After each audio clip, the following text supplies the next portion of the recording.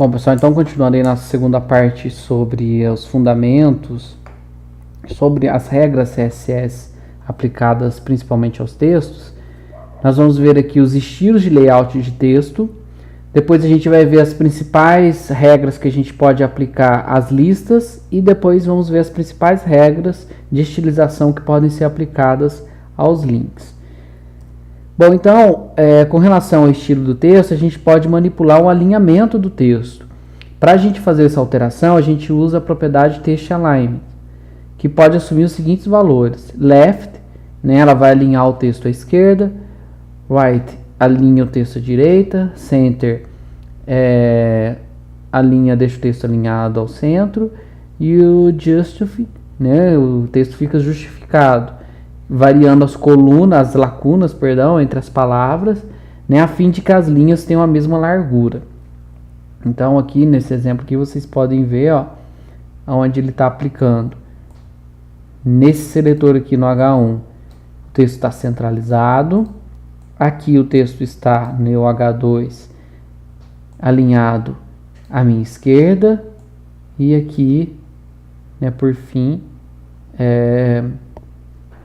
à minha direita.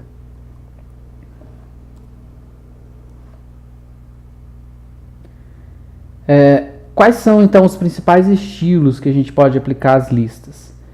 Conforme a gente viu as listas, né, elas podem ser de dois tipos: as ULs, ou seja, as listas não ordenadas, ou as OLs, as listas ordenadas. E elas possuem estilos específicos que podem ser alterados por essas regras CSS. As principais propriedades específicas das listas são, primeiramente, o List Style Type. Essa propriedade List Style Type, ela vai definir o tipo de marcador. O marcador são aqueles gráficozinhos, aquelas marcações que tem ali em cada item da lista. Como, por exemplo, Square e Circle para as listas não ordenadas e Upper Homo e Lower Alpha para as listas ordenadas. Então aqui nesse exemplo nós temos, ó, nesse primeiro caso aqui, eu defino como marcador esse círculozinho aqui, que é o Circle. Nesse outro caso aqui, essa regra está sendo aplicada para um elemento L que tem a classe B. E ele está alterando aqui o estilo da lista para Square, vai ficar esse quadradinho aqui.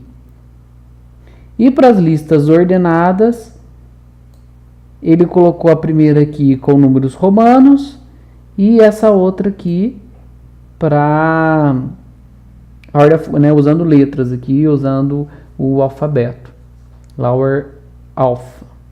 Existe uma infinidade de possibilidades, tá? Basta vocês olharem lá no site da W3 Schools. Eu não sei aqui se eu vou conseguir achar para vocês exatamente onde está. Não, mas eu estou olhando no lugar errado.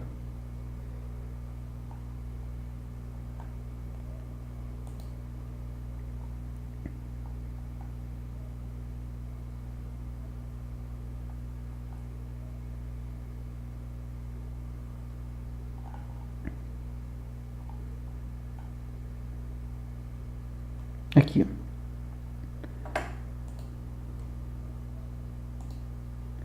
Então, olha aqui a possibilidade de marcadores, de tipos de estilo de lista que pode ter. Uma infinidade. Aqueles que eu mostrei para vocês são os mais comuns, certo? A gente pode alterar também a posição que especifica se os marcadores do item da lista deve aparecer dentro ou fora do fluxo de conteúdo, assumindo os valores inside ou outside, por exemplo.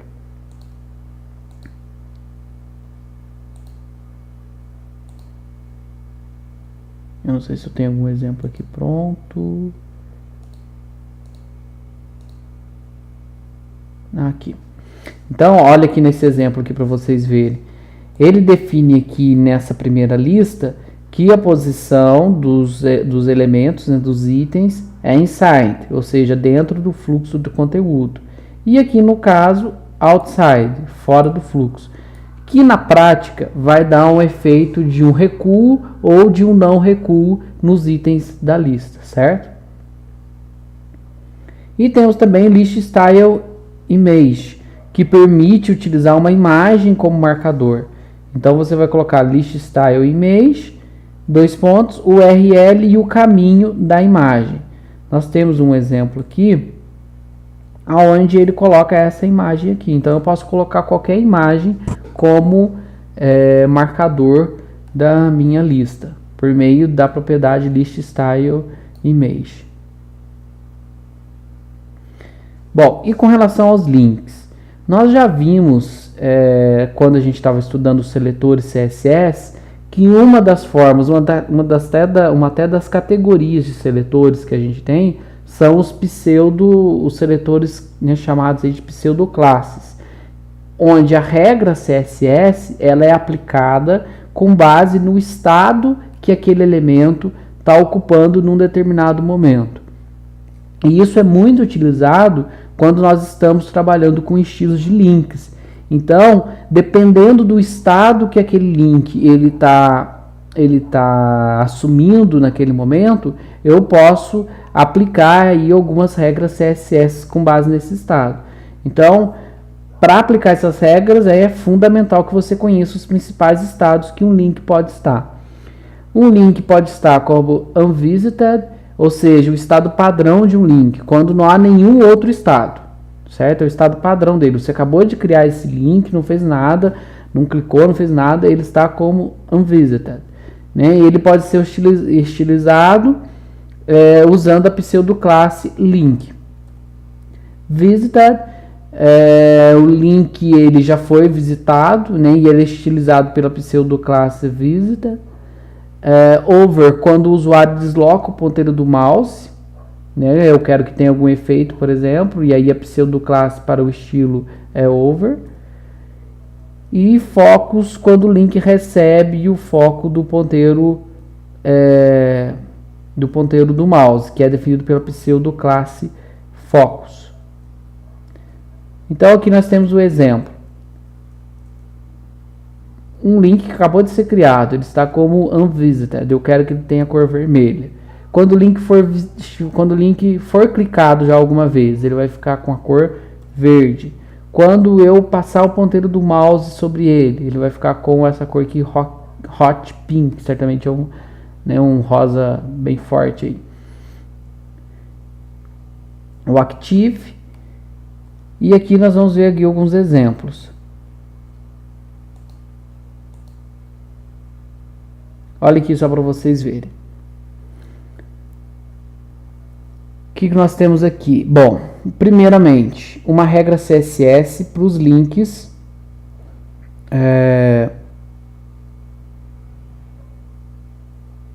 que não foram visitados.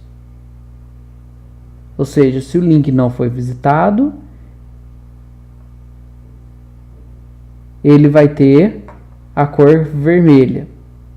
Se ele foi visitado, ele vai ter a cor verde.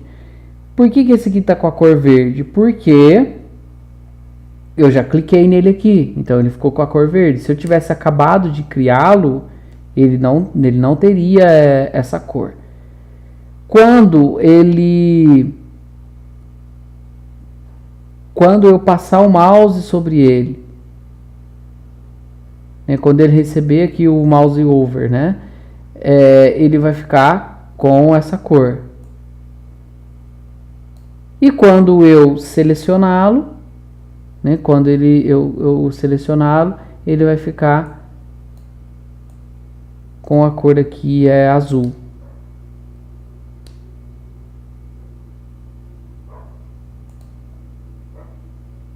Então são esses aí os principais exemplos dos estados que um link pode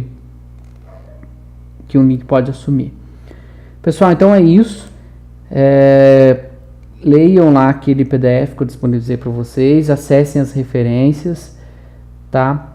Para que vocês consigam aí compreender todo o conteúdo e fazer as atividades. Qualquer dúvida também, obviamente, estou à disposição, tá bom?